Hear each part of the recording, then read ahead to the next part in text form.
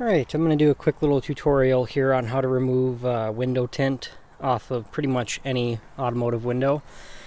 I got this car just to flip, and I already did this window, but you can see just based on the hazy shit that's on that front window. I mean, you can hardly even see this one, but I for sure know this is tint glue. I used to work at a tint shop, and most likely it was some cheap tint, and they just slapped it on. Lasted about a week, and then, or maybe even a month, who knows. And it kind of comes off with your finger. If you hit it with a towel, it kind of helps it. But this window isn't necessarily the bad one. There's some over here. Like this one here, you can tell, even if you run your finger over it, you can feel the high spot. And I think that's the actual tint. I don't think that's the glue there. I know this back window here is still tinted. You can see where they had like put something inside and scratched it up. So you really basically need some pretty minimal tools. Really, I think it's just 4 tools and that's it. I just got some basic glass cleaner, some knockoff Windex. I like to get the stuff that's with ammonia. It seems to help a little bit better. Obviously not as healthy. Don't drink it, but that should go without saying. The next thing is just some basic safety razor blades. If you have like a utility knife blade, those are fine. I just really like to use these because they fit in these little scrapers perfectly, and it's a lot easier to hold and scrape than to actually grab the knife, and most likely you will nick your fingers. And then I use some triple-aught steel wool, which is just 3 zeros. You could probably go with quadruple-aught or 4-aught, I think they call it. I wouldn't go much more aggressive than double-aught or single-aught because I don't think you could scratch the window, but you never know. And then just basically a microfiber to clean everything off. So you're basically just going to want to thoroughly douse the window with this glass cleaner. If you're paranoid about damaging the plastic vinyl trim or whatever you have, leather, you certainly have the option to remove the door panel. I'm not going to bother. As long as the shit doesn't sit here and soak on it, it doesn't do too much damage. You also do have the option of basically just putting some towels over it or taping it off or whatever you want to do. Most of these door panels on this car I'm going to have to replace anyways because they're broken and grimy and shitty, and I have a couple parts cars. But yeah, just basically get the thing thoroughly soaked. And then you just want to take your razor blade, and when you go at it, don't go at it straight on, and don't drag it like that. You want to hold it almost flat to the surface, just maybe a 45-degree angle, something like that, and just literally just take and scrape it along. And you can see the snotty shit is the actual tint glue. Now this stuff you do not want to get on your door, just because if it does get there and it'll dry up, it'll be this constant tacky shit you won't be able to figure out why it's there or what it is. So just be wary of that. Wipe it off when you're done. But I like to always start at this top corner and just kind of work my way down. And you can do constant strokes instead of kind of a jabbing motion.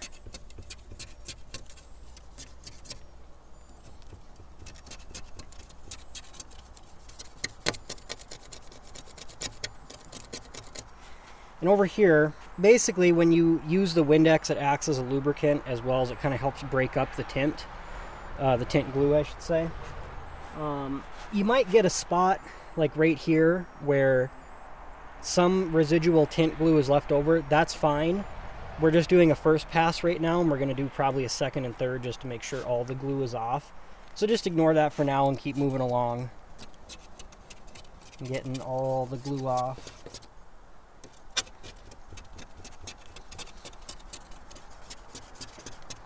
Another telltale sign you might have tint glue on your windows is obviously if they're hazy, but another sign is if it like kind of skips and stutters when you're rolling up and down the window, like something's sticking really hard. That could be a sign that there's tint glue on there.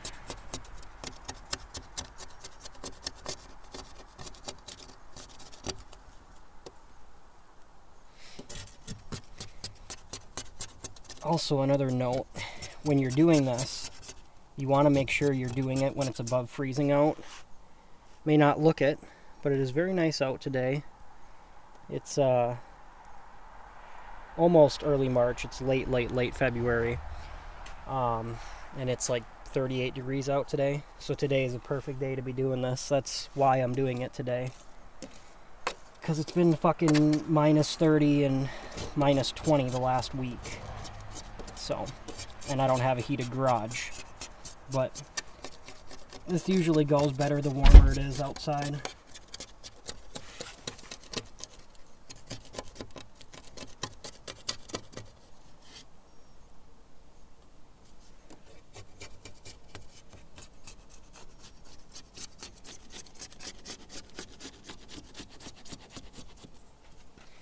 Another benefit of taking the door panel off is usually whenever tint shops tint the windows, if it was professionally done, they'll remove the door panel so they can actually hide the seam beneath this. I could do that, but the window doesn't roll up and down past that point. Like, this is at its maximum height, so it's not going to catch and skip here anyways. So, I mean, yeah, it's a good idea to just take the door panel off.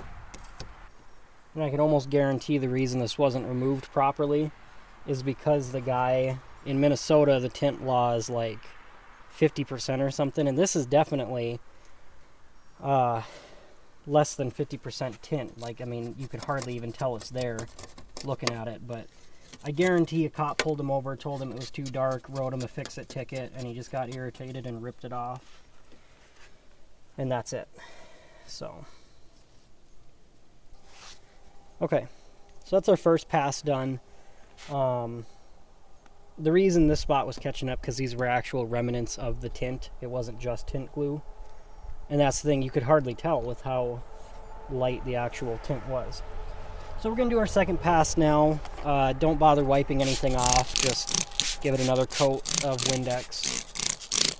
Window cleaner, whatever you want to call it. And now that we have most of it off, this is where you can kind of do just solid long passes. It's kind of like you're spray painting something, you want to do a little bit of overlap. Or like when you're mowing your lawn, like 50% overlap, so you don't miss any spots.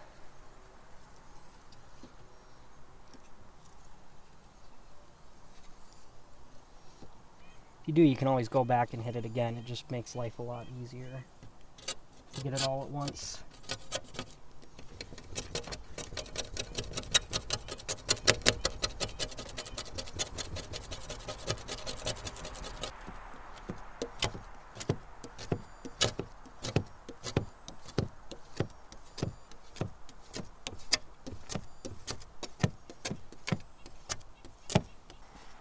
Okay, I'm just going to take my microfiber and kind of wipe the shit away. I just pushed into the window track there. If I was doing this for a customer instead of my personal vehicle, or a vehicle I'm going to sell, I would take the door panel off and do it correctly, but this is just for DIY. You know, if you have window tint glue that you're sick of looking at, or just window tint in general, you keep getting pulled over, you know, whatever the reason. I'm going to do one more pass right on these guys before I actually hit it with the steel wool. The more you get off with the razor blade, the easier it's going to be when you hit it with the steel wool. I'm just going to do the whole thing just in case. Gotta really focus down here.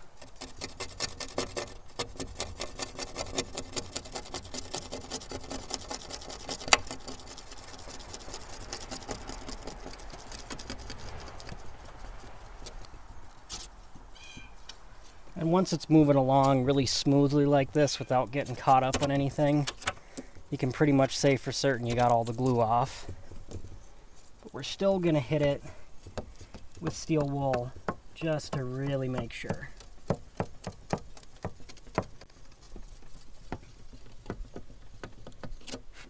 And there is still some residual, like 2 spots down here, but that's fine.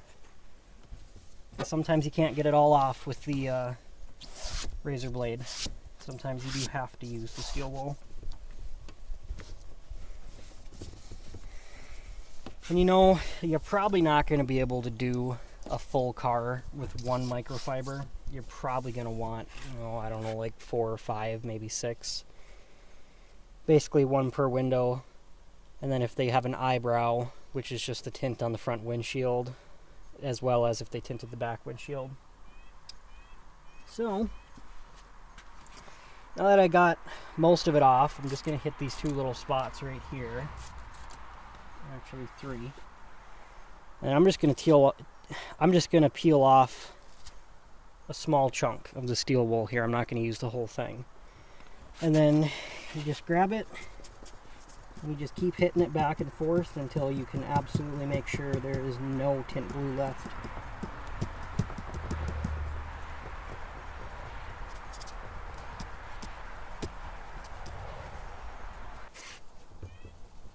Alright, now I'm just going to spray down the whole window one more time. And I'm just going to go over the whole thing with the steel wool just to make sure I didn't miss anything.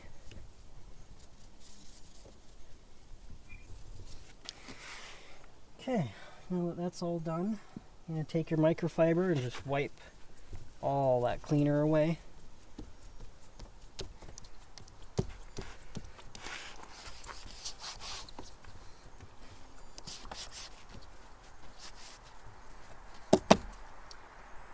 Don't drop it like I just did. We're just gonna pretend that didn't happen.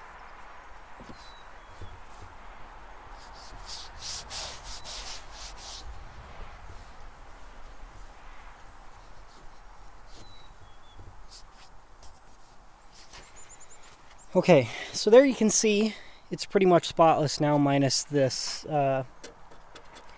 wax paint on the outside, which I'm still going to hit. And if you're removing wax paint, it's the exact same step-by-step procedure, which I will show you anyways. The reason that this wax paint is here is because this is how they mark the stuff at the auction. This wasn't impounded or stolen or anything or abandoned. But for whatever reason, this will pretty much get anything off your window, whether it's tint glue, wax paint, tree sap. So yeah, just hit it with the Windex and then hit it with your razor blade.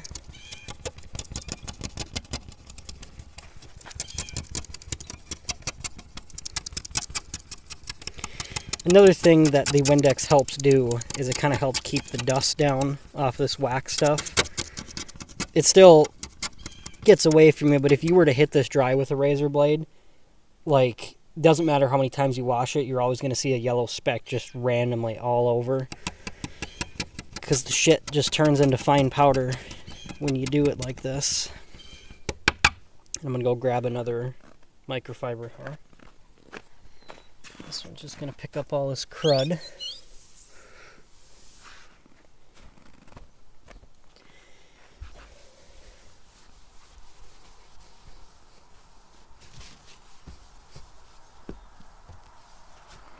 Okay. So now, and I mean, you can see it, I mean, this yellow shit just gets everywhere. But, I'm going to do the same thing. Just go along, make sure there's nothing on the outside I missed.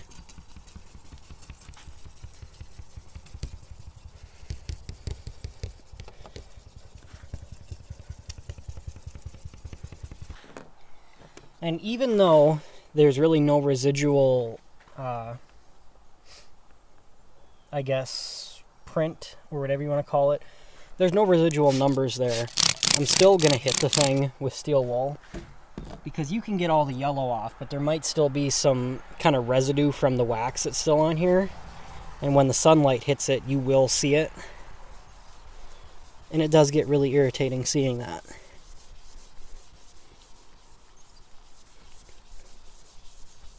So, just hit the outside of the car, same as you did the inside, with steel wool. And this is something that you could actually post online that you do, like on Facebook Marketplace or advertise on Craigslist or whatever for window tint removal. For pricing, you can't really get an accurate number because most shops will actually kind of give you what's called a fuck you price. And if you ask them how much it costs to remove the tint on the windows, they might tell you like $500-600 because that's just their price of they don't want to touch it, but if they're going to touch it, you're going to pay them big money. So they're hoping you're going to say no and go to another shop. But usually, I mean, I've seen people charge on average, I think around 25 to 50 on the window, depending on the window. I mean, this Subaru window, since there's no trim you have to mess with, and you don't have to remove the window or anything, this would be an easy $25 window.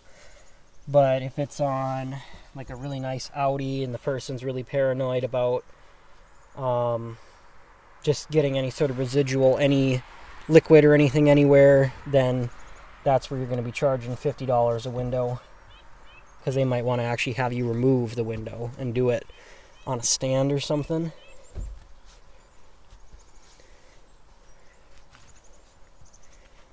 Okay, that looks pretty good there. I still see one little mark on the inside here. So compared to what it was before, this is a night and day difference. You might have some scratches in random places. Like this is actually a scratch on the outside, and this isn't something I did. This is just windows get scratched. That little spot down there is on the inside, so I can probably hit that with steel wool again, but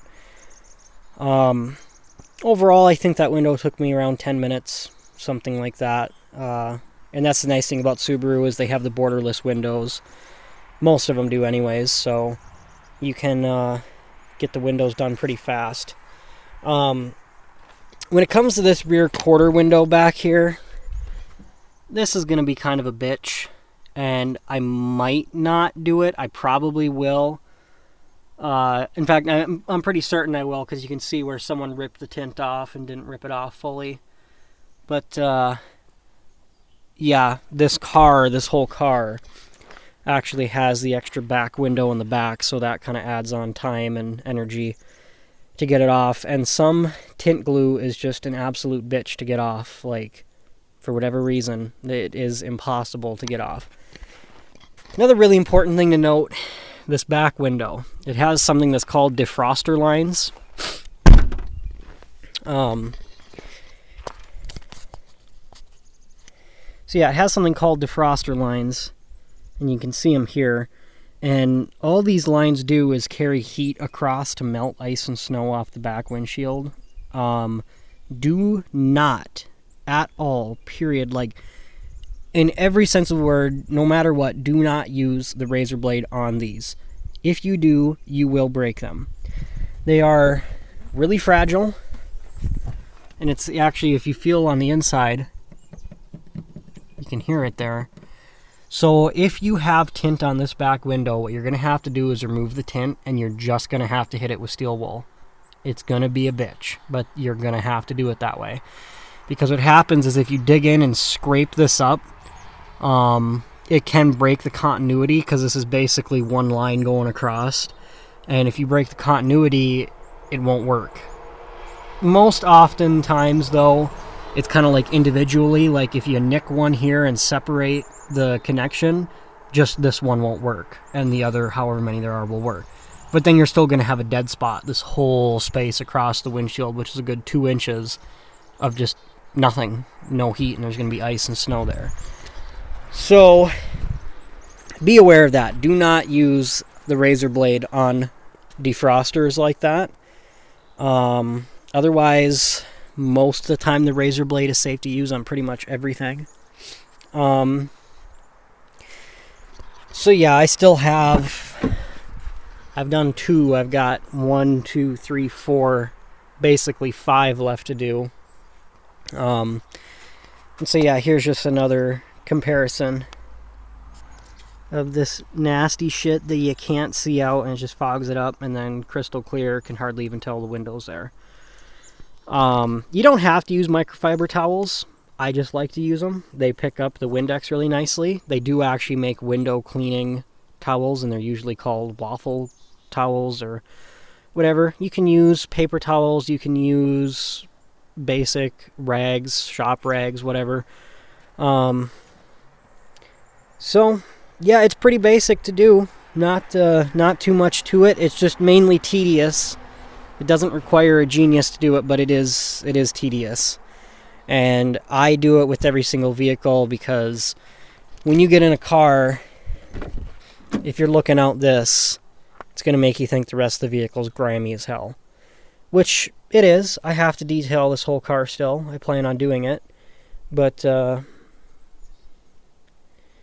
yeah, I don't think I missed anything. I've never seen people tint mirrors, but I wouldn't put it past them.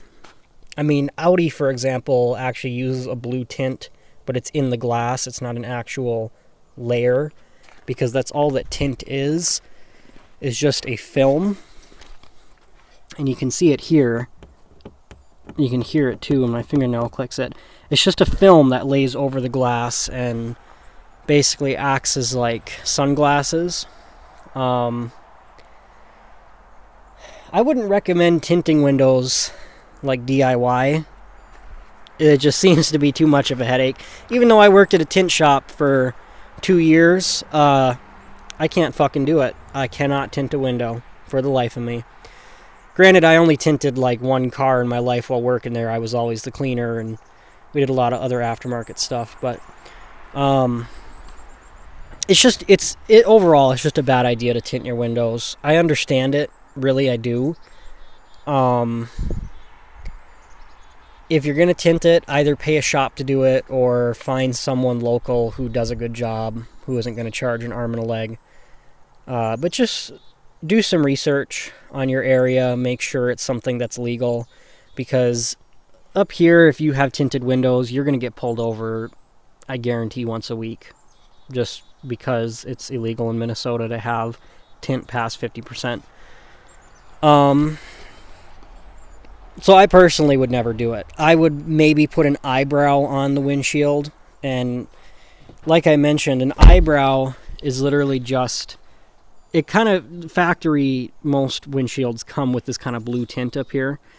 But an eyebrow is where they put really dark film basically down to like here, just past the mirror. And they go all the way across. So that way when the sun's hitting here, if your sun visors, like if there's a dead spot, which Subarus, everyone I've ever driven, the sun's always coming through right here towards the driver's eyes. The sun visor doesn't block it. And some of them...